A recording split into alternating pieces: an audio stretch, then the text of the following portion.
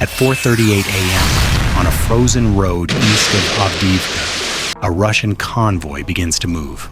More than 40 vehicles, armored personnel carriers, fuel trucks, ammunition haulers push forward at full speed.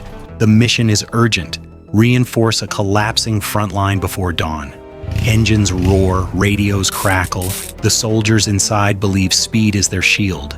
They never see the drone. Hovering at 2,000 feet, almost silent, it relays coordinates in real time. Minutes later, the first explosion blocks the road. Then the last vehicle burns. The convoy is trapped.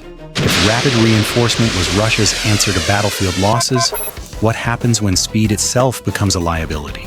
By early 2024, the eastern front of Ukraine had entered a dangerous phase for Russian forces. Months of attrition around Avdiivka and the Donetsk axis had thinned frontline units faster than Moscow could sustainably replace them. Rather than rotating exhausted formations, Russian command increasingly relied on rapid reinforcement, pushing fresh troops, armor, and ammunition straight into active sectors with minimal staging time. On paper, the logic was sound. Russia still possessed numerical advantages in manpower and equipment. If reserves could arrive fast enough, they could seal breaches, stabilize lines, and resume pressure before Ukrainian forces exploited weaknesses. Speed, mass, and momentum, core principles of Soviet-era operational art, were expected to compensate for losses. But the battlefield had changed. Unlike earlier wars, there was no rear area anymore. Satellite imagery, commercial and military, blanketed the region. Persistent Ukrainian drone patrols watched roads, rail junctions, and logistics hubs day and night. Every large movement created a signature heat from engines, radio traffic, dust clouds, altered traffic patterns. Reinforcement columns were no longer hidden assets, they were moving targets. Geography compounded the problem. Eastern Ukraine's terrain is deceptively unforgiving. Long, straight supply roads cut through open fields with limited cover. Tree lines are sparse. Villages funnel traffic into predictable choke points. In winter, frozen ground improves vehicle mobility, but also amplifies thermal contrast, making convoys stand out even more clearly to airborne sensors. At the same time, Ukrainian doctrine had evolved. Rather than focusing exclusively on frontline engagements, Ukrainian planners prioritized logistics interdiction. The goal was not always to destroy enemy units in direct combat, but to prevent them from ever arriving intact. A reinforcement delayed by hours or destroyed en route could be as decisive as a battalion defeated in battle. This created a strategic contradiction for Russia. The faster a convoy moved, the more detectable it became. The larger it was, the easier it was to track. And once detected, Ukraine's layered response drones, precision artillery, and rapid-fire coordination could be activated within minutes. Reinforcement was no longer a solution, it was a gamble. And that gamble hinged on one assumption: that the convoy could move faster than Ukraine could see, decide, and strike. The convoy never knew it was being hunted, but Ukraine did not discover it by chance. Hours before the engines started, Ukrainian intelligence cells were already watching patterns. Not the vehicles themselves, but the absence of routine. A fuel depot that suddenly went quiet. A railhead where unloading paused, then resumed at night. A spike in short-range encrypted radio traffic along a secondary road network. None of these signs meant anything alone. Together, they pointed to one conclusion: a rapid reinforcement push was imminent. Above the front, a medium-altitude reconnaissance drone took over. It did not rush, it loitered. From 6,000 feet, it watched heat bloom as engines warmed. One by one, vehicles rolled out, BMPs first, then trucks heavy with ammunition. The drone operator marked the column, tagged its speed, and predicted its arrival at key choke points within minutes. Inside a dimly lit command shelter, a Ukrainian fire control officer compared feeds, satellite snapshots from hours earlier, live drone video, road maps annotated with previous strikes. The convoy's route was obvious. There were only two usable roads, both narrowed near a small bridge and a tree-lined bend, perfect places to stop a column cold. Meanwhile, a separate team prepared closer to the front. FPV drone pilots sat on folding chairs inside a half-collapsed building, batteries warming under jackets. Each drone was simple, almost crude, carbon frame, analog camera-shaped charge. But each pilot knew their task precisely. They were not hunting every vehicle, they were hunting the first and the last. Timing mattered more than firepower. Too early and the convoy could disperse, too late and it might push through. The strike window was less than 3 minutes. When the convoy crossed an invisible line on the map, the order was given: launch. Small electric motors whined to life. One drone lifted, then another.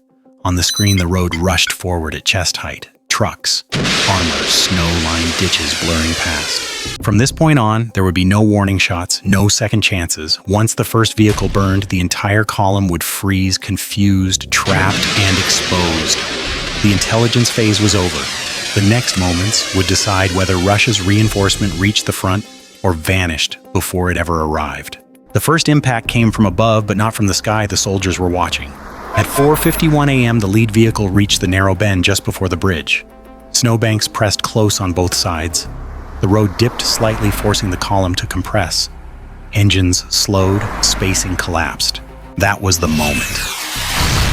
An FPV drone dropped below the tree line at full throttle, flying barely 2 meters above the asphalt. On the operator's screen, the armored windshield of the lead BMP filled the frame.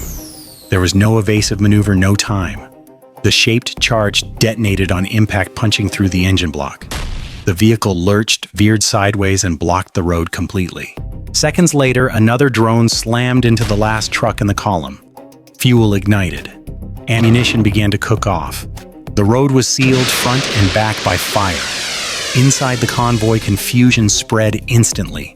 Radios erupted with overlapping voices. Drivers braked hard. Some vehicles attempted to reverse only to collide with those behind them. Infantry dismounted into the snow, scanning the sky for threats they could barely see. Above them, the reconnaissance drone adjusted position and fed updated coordinates. Within moments, Ukrainian artillery batteries already pre-aimed opened fire. The first shells landed just ahead of the trapped vehicles, walking backward with mechanical precision. Shrapnel tore through soft-skinned trucks, tires shredded, antennas snapped, command vehicles lost contact. The convoy was no longer moving, it was being processed. As smoke thickened, Russian electronic warfare units activated jammers. The air filled with interference. Video feeds flickered. One FPV drone veered off and crashed into a ditch. Another lost signal mid-dive, but enough remained. Ukrainian drone pilots adapted, instantly switching frequencies, flying manually through static, closing distance faster to shorten exposure. One drone slipped under the jamming umbrella, entirely racing low along the road before climbing sharply and diving onto a fuel tanker. The explosion sent a column of fire 20 meters into the air, silhouetting the convoy against the night. From the ground, Russian soldiers fired wildly, rifles, machine guns, anything that could point upward. Tracer rounds arced uselessly through darkness. The drones were too fast, too small, too unpredictable. Then came the final phase. Precision-guided artillery struck the center of the column. Vehicles packed tightly had nowhere to go. Secondary explosions rippled outward, shockwaves flattened nearby trees. The bridge, now irrelevant, stood intact beyond a wall of flame unused. Within less than 12 minutes, the convoy had ceased to exist as a fighting unit. Some soldiers fled into the fields. Others took cover in ditches, waiting for an attack that never came. Ukraine did not need to advance. The objective was never territory. It was denial. Deny reinforcements. Deny momentum. Deny the front line, the bodies and ammunition it desperately needed. As dawn approached, the fires still burned. From the air, the road looked like a scar, blackened, twisted, silent. What was meant to stabilize the front had instead become a warning. Speed had not saved the convoy, it had exposed it. The response came quickly, but it came fragmented. Within minutes of the first explosions, Russian command elements attempted to regain control. Electronic warfare units intensified jamming across the sector, flooding the spectrum with noise. The intent was clear: blind. The drones sever the link between operators and aircraft, force the attack to collapse under its own complexity. It didn't work. The jamming was reactive, not anticipatory. Ukrainian drones had already switched frequencies, shortened engagement distances, and prioritized targets that required only seconds of control time. By the moment Russian systems reached full output, much of the damage had already been done. Air defense assets faced a similar dilemma. Short-range systems were either absent, moving elsewhere with higher priority units, or unable to lock onto targets that flew low, fast, and irregularly. Heavy systems were useless against drones operating below treetop level. Small arms fire filled the sky, but accuracy dropped sharply in darkness and smoke. Command and control degraded rapidly. Several vehicles carrying radios and coordination equipment were destroyed early in the strike. Without a clear picture of what was happening or where the threat was coming from, local commanders made conflicting decisions. Some units attempted to disperse on foot. Others stayed with vehicles that could no longer move. A few tried to push forward through the wreckage only to be halted by secondary explosions. Crucially, there was no effective counterattack, no armored push, no rapid response force. Reinforcement convoys are not built to fight en route, they are built to arrive. Once stopped, they become vulnerable by design. By the time Russian forces stabilized the situation, the battle was already over. The convoy had not been defeated in combat. It had been neutralized by timing, visibility, and coordination. And that raised a far more troubling question for Russian planners. If this was the response under pressure, what would happen the next time? What destroyed the convoy was not a single weapon, but a system of systems working faster than the target could react. At the core was persistent ISR. Medium-altitude reconnaissance drones provided continuous tracking, not snapshots. That persistence mattered. Once the convoy's speed, spacing, and route were known, Ukrainian fire control could predict where it would be turning movement into a liability. Prediction compresses decision time when a strike is planned before contact defenders are already late. The second pillar was cost imposition through FPV drones. Each FPV platform cost a few $100s. Their effect was disproportionate because they targeted mobility nodes, the first and last vehicles, rather than armor. Blocking the road converted dozens of vehicles into static targets. Static targets invite artillery. Electronic warfare did degrade some drone feeds, but EW works best as prevention, not cure. Jammers take time to detect, orient, and saturate. FPV attacks exploit that delay by flying low fast and committing within seconds. Even partial control is enough when the goal is to crash into a vehicle at close range. In short, EW narrowed the window, but it didn't close it. Artillery closed the loop. With drones acting as spotters, fires were pre-registered and corrected in real time. This minimized ammunition expenditure while maximizing effect. Importantly, Ukraine did not chase survivors or pursue territory. The fires stopped when the mission denial of reinforcement was complete. That discipline preserved resources and reduced exposure. On the Russian side, vulnerabilities aligned. Convoys remained large and centralized, reflecting an assumption that speed equals safety. Air defenses optimized for aircraft and missiles struggled against low-altitude, irregular targets. Command vehicles clustered with the column amplified the impact of early losses, accelerating confusion. The broader technical lesson is the stark modern battlefields punish concentration and haste. Visibility is constant, decision cycles are short. Any force that moves faster than it can sense and protect itself risks destruction before contact with the enemy. This is not about drones replacing armies. It is about tempo. Who sees first, decides first, and acts first. And in this engagement, Ukraine won all three. The destruction of a single convoy did not change the war overnight, but it reshaped behavior. In the days that followed, Russian logistics patterns shifted. Convoys moved smaller, slower, and more frequently at night. Routes diversified even when longer and less efficient. Units waited longer for reinforcements that arrived piecemeal rather than in force. What had once been a rapid response mechanism became a cautious, fragmented process. That delay mattered. Frontline units short on ammunition and manpower felt the effects almost immediately. Planned counterattacks were postponed. Local offensives lost momentum. Commanders became more defensive, prioritizing survival over initiative. The psychological impact was just as significant as the material loss. Every road became suspect, every movement potentially watched. For Ukraine, the strike validated a strategic direction already taking shape. Rather than matching Russia tank for tank or battalion for battalion, Ukrainian forces continued to invest in detection, coordination, and precision. The lesson was clear: denying the enemy the ability to mass forces could be as decisive as destroying those forces outright. International observers took note.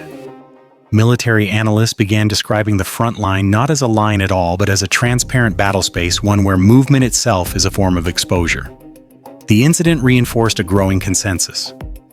Modern warfare is increasingly defined by logistics vulnerability, not just combat power. Most importantly, it forced a reassessment of speed as a virtue. In an environment saturated with sensors and rapid strike systems, moving fast without control is no longer bold. It is dangerous. The convoy's fate became a case study not of tactical failure, but of a strategic assumption colliding with a new reality.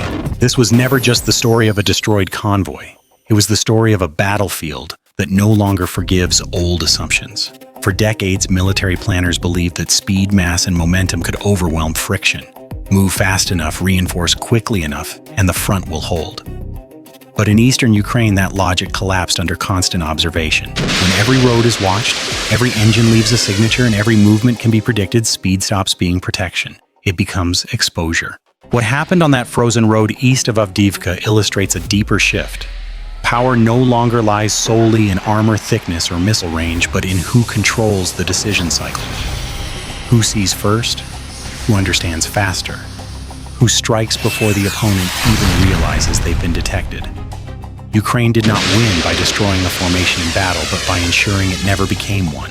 For Russia, the lesson is uncomfortable. Reinforcement can no longer be treated as a mechanical process. Logistics is now combat, movement is now risk. Every convoy is a potential engagement, whether it reaches the front or not. For militaries worldwide, the implications extend far beyond this war. Cheap drones, commercial satellites, and networked fire control have flattened the battlefield. The rear is gone.